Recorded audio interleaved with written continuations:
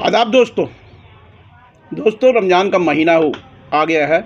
सबसे पहले तो आप सबको रमज़ान की बहुत बहुत तहे दिल से मुबारकबाद। दोस्तों, पिछले साल भी मैंने ये बात कही थी और एक बात है, मैंने नेशनल डिबेट में भी ये कही थी कि अल्लाह ताला ने हम मुसलमानों को जो दीन दिया है, इस दीन के साथ हमें बहुत सी ऐसी चीज़ें दी है अल्लाह ताला ने, जो नियामत है अल्लाह ताला की। रोज़ा, नमाज, ज़कात, फ़र्ज। मैंने ज़कात पे इससे पहले भी बहुत कुछ कहा है, फ़ितरा और ज़कात। मैंने नेशनल डिबेट पे भी ये बात कही थी। एक प्रवक्ता था एक टीवी पे, तो वहाँ ये कहा कि मुसलमान सिर्फ़ सरकार से लेना जानते हैं। मैंने कहा सरकार से लेना नहीं, दुनिया में अकेली मुस्लिम वाहिद कौम है जो समाज को देना जानती है, और ये हम अपनी मर्ज़ी से नहीं, अल्लाह ताला ने हमें फ़र्ज़ किया है। मुसलमान नमाज, ईद की नमाज़ पढ़ने के लिए सदका फ़ित्र अदा करता है।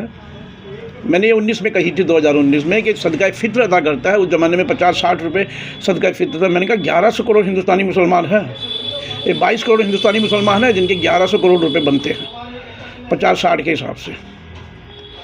तो मैंने कहा 22 करोड़ मुसलमान 1100 करोड़ रुपए खाली ईद की नमाज का सजदा करने के लिए अदा कर देता है, जिससे कई स्कूल, कई कॉलेज, कई इंस्टीट्यूट बनते हैं, लेकिन वो पैसा सही हाथों में जा नहीं पाता है। मैंने कहा इसी तरह ज़कात जो है मुसलमान अदा करता है, तो ज़कात जो अदा करता है मुसलमान, वो अपनी कमाई में से, एनुअल कमाई में से, सालाना कमाई में से 2.5% जो अदा करता है ज़कात, 2.5% अदा करता है मुसलमान सालाना। तो 2.5% ज़कात वो इसलिए अदा करता है कि वो समाज के लिए है पैसा, जो गरीब है, ज़रूरतमंद है, जिन लोगों को ज़रूरत है, जैसे किसी की बेटी अगर बैठी है, वो मजबूर है, तो उसकी मदद के लिए है। अनाथ और यतीम लोगों के, बेसहारा लोगों के लिए है, जो ईद की खुशियों में शामिल हो सके, उनके लिए सदका फ़ित्र है। और ज़कात से, और एक ज़कात का एक मफ़हूम और है कि ज़कात के बारे में एक और जो तशरीह है वो ये है कि आप ज़कात अगर अलग अलग बांटते हैं, मुसलमानों की आदत है अलग अलग ज़कात बांटते हैं, उसकी जगह अपने परिवार, क्योंकि ज़कात का सबसे ज़्यादा फ़र्ज जो है अपने नज़दीक, अपने अहल वयाल, अपने दोस्त अहबाब, आपके जो नज़दीकी है परिवार में या कहीं भी, उसको वो पैसा आप दे सकते हैं। और ज़रूरी नहीं है उसे कह के कि ये ज़कात दे रहे हैं, उनकी आप मदद करें। और मदद करने का तरीका ये है कि उसको दें, और एक मुश्त दें, तो ये होता है कि अगले साल वो भी, जिसे आप ज़कात का पैसा किसी भी रूप में दे रहे हैं, तो वो अगले साल वो भी साल 2 साल में ज़कात के लायक हो सके, दूसरे को ज़कात देने के लायक हो सके। तो ये समाज के अवेयरनेस की काम है, जो अवेयरनेस की काम है, और ये अवेयरनेस का काम अल्लाह ने हमें सुपुर्द किया है मुसलमानों को। लेकिन आज ये हो रहा है कि ज़्यादातर हम मदरसों में ज़कात देते हैं। ट्रेंड यही बन गया है कि मदरसे की पर्चियाँ आती है। अब मेरे यहाँ मदरसा है, मान लो फर्जन मेरे गांव में या आपके गांव में मदरसा, वहाँ तो हम दें तो अलग बात है, लेकिन इतने मदरसे पूरे हिंदुस्तान से आ जाते हैं, शहरों में, कस्बों में पर्चियाँ ले लेंगे, हमें पता ही नहीं तो वो पर्चियाँ कहाँ की है, किस जगह की है। क्योंकि ऐसी अनेक पर्चियाँ हैं, अनेक लोग ऐसे पकड़े गए हैं जो गैर मुस्लिम संगठनों से संबंधित है, पैसा आपका गलत जगह जा रहा है। और कई जगह ऐसा भी है कि आरएसएस के लोग अगर, या कोई गैर मुस्लिम जो आपके मुखालिफ लोग हैं, वो आपके नाम की पर्चियाँ, नकली पर्चियाँ छपवा के, जो आपका पैसा है, ज़कात का पैसा है, या जो मुस्तहक है, मुस्लिम मुस्तहक है, उसके पास जाना चाहिए, उसकी जगह इन लोगों के पास जा रहा है, और वो आप ही के खिलाफ इस्तेमाल हो रहा है वो पैसा। ऐसा भी देखने में आया है बहुत सा, कई जगह पकड़े गए हैं ऐसे नकली दाढ़ी और नकली टोपी लगा के, बाद में पता चला उनकी आईडी देखी तो गैर मुस्लिम निकले। तो ये सोचने वाली है कि ज़कात के लिए इंडोनेशिया, मलेशिया, पूर्वी एशिया में कई देशों में, या बांग्लादेश में कई देशों में, और मिडिल ईस्ट में भी कई उन्होंने ये ज़कात फाउंडेशंस बना रखे हैं, उनमें पैसा जाता है। सरकारी संस्थाएं भी बनी हुई है। हमारे यहाँ सरकारी संस्थाएं नहीं है कि साउथ में ज़कात फाउंडेशन काफ़ी पॉपुलर है, और काफ़ी ज़कात फाउंडेशन वहाँ काम कर रही है, जो मुसलमानों का जो इस तरीके का जो ज़कात का पैसा है वो एक जगह इकट्ठा करती है, और वो संस्था ज़रूरतमंदों को सही जगह पहुंचाती है। हर मोहल्ले में, हर इलाकों में, अपने इलाकों में होना चाहिए।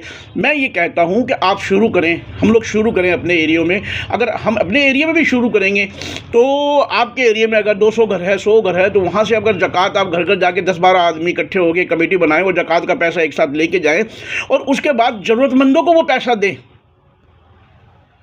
तो अल्लाह का जो हुक्म है वो सही तौर पे हम उसको लागू कर पाएंगे और सही हाथों में ज़कात जाएगी। आज की तारीख में जो हो रहा है वो मुझे नहीं लगता कि वो सही हम गाइडलाइन जो कुरान की है उसे फॉलो करें, क्योंकि ज़कात का पैसा, बाद में ये कहता है कि ज़कात का पैसा गरीबों मिस्कीनों के लिए निकलिए। ज़कात का पैसा गरीबों मिस्किनों के ज़रूरतमंदों के लिए है, बिल्कुल मानता हूँ, लेकिन ये सोशल अवेयरनेस, इसके साथ एक लाइन और जुड़ती है, सोशल अवेयरनेस समाज के विकास के लिए है।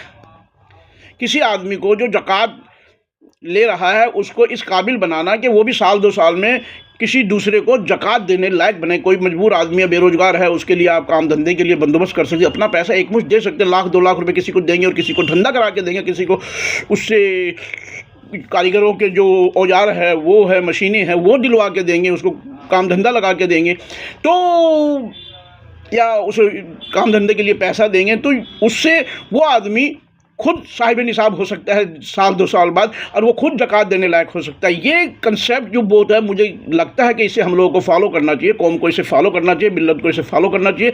इससे समाज, क्योंकि हज़ारों करोड़ रुपए ज़कात के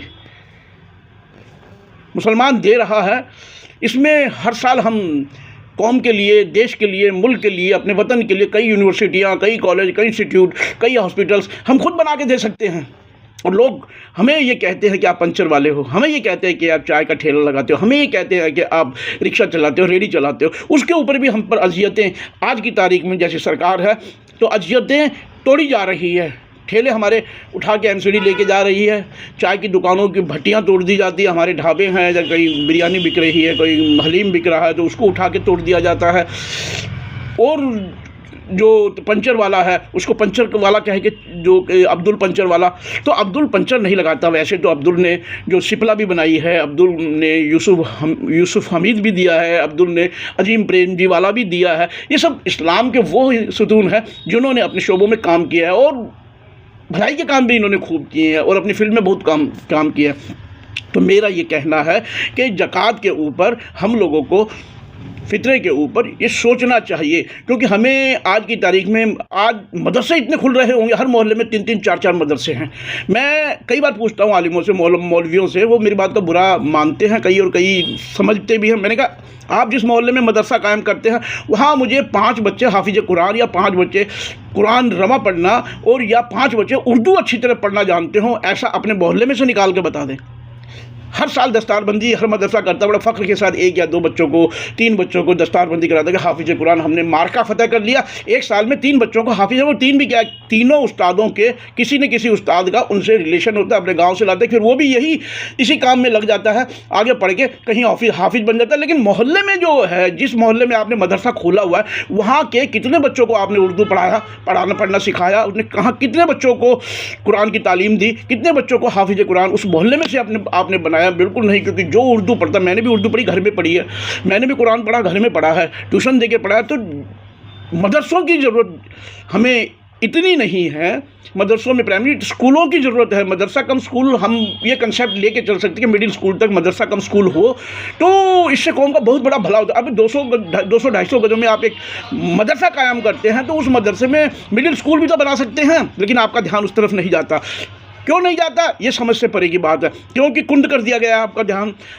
हमारे जो, मैं ये कहता हूँ, जो इस्लामिक स्कॉलर हैं, या आप जिन्हें आलिम दीन कहें, तो वो एक सीमित जो उसमें दायरे में चल रहे हैं, उससे आगे वो भी नहीं बढ़ना चाहते, या वो बढ़ाना नहीं चाहते कौम को। मुझे समझ नहीं आता, कौम को इंस्टीट्यूट की ज़रूरत है, कौम को इंजीनियर्स, डॉक्टर, शिक्षकों की ज़रूरत है, प्रोफेसर्स की ज़रूरत है, लेकिन हम बस अब्दुल पंचर वाला के नाम से मशहूर है। सोचिएगा ज़रूर, ज़कात के ऊपर जो मैंने कहा है, हो सकता है मेरी कुछ गलतियां हो, या हो सकता है किसी को पसंद ना आए, लेकिन मेरा ये कंसेप्ट है, ये मेरा कंसेप्ट मेरा अपना नहीं है, कुरान का कंसेप्ट है।